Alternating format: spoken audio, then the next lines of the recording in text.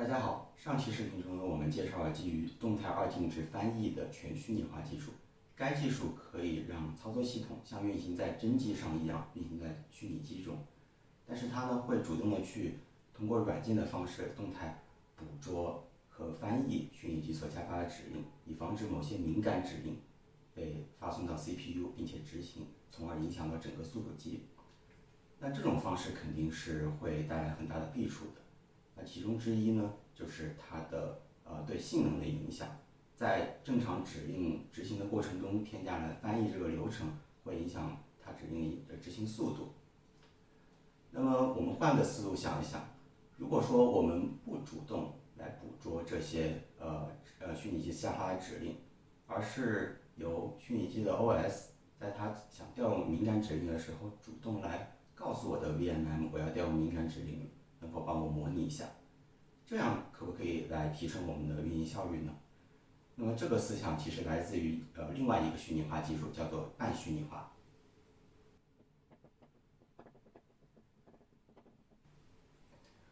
那么一个支持半虚拟化技术的虚拟机管理器会提供一套接口，那么这些接口我们称为 HyperCore， 它是面向上层运行的虚拟机。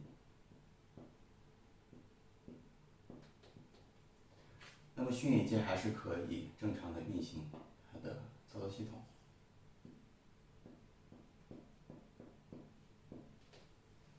那么当它的虚拟机 OS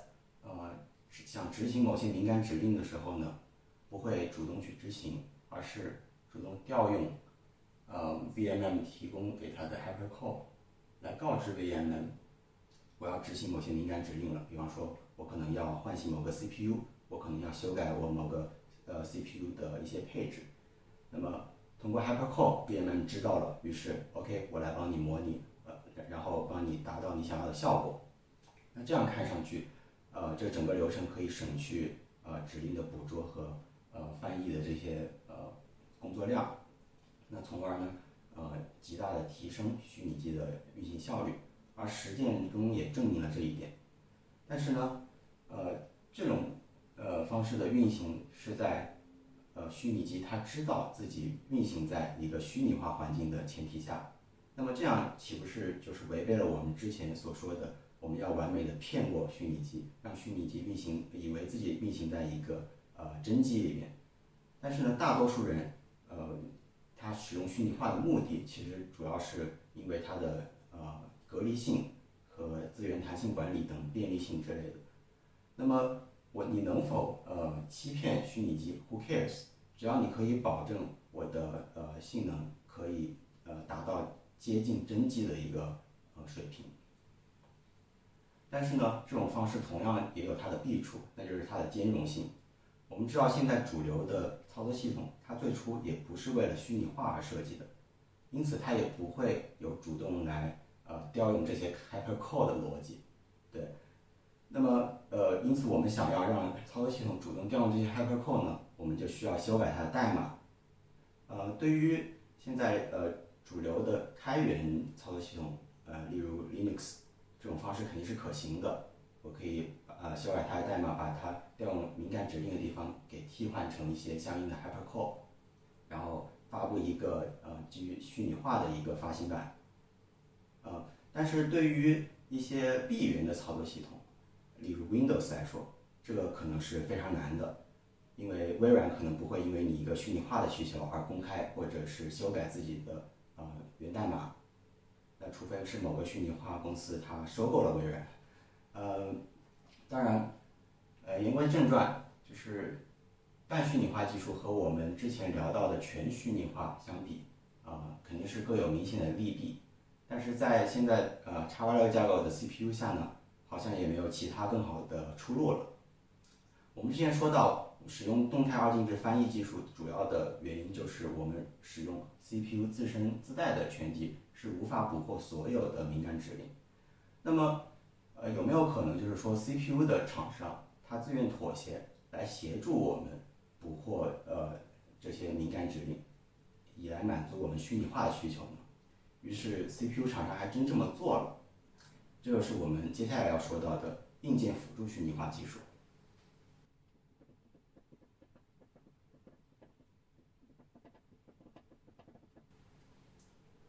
OK，那我们现在来聊一聊硬件辅助虚拟化技术。该技术呢稍微调整了一下CPU 的权级，在现有的 Ring 权级下，它新增了2种模式，分别为 root 和非 root。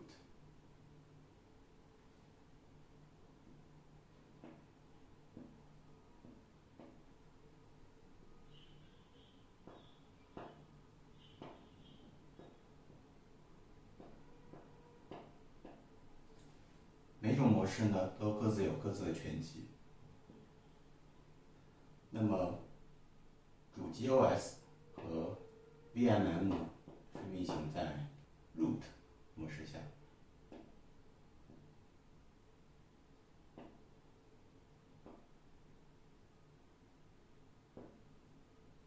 那么虚拟机呢是运行在非 root 模式下。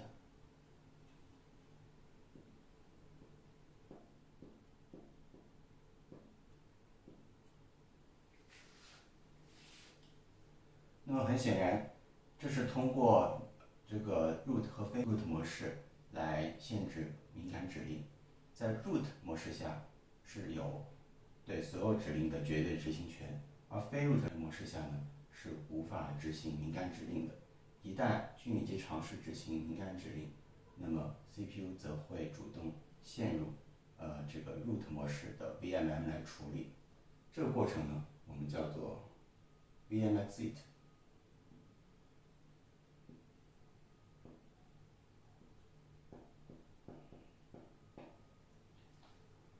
而 root 模式下的 VMM 处理完，继续运行虚拟机，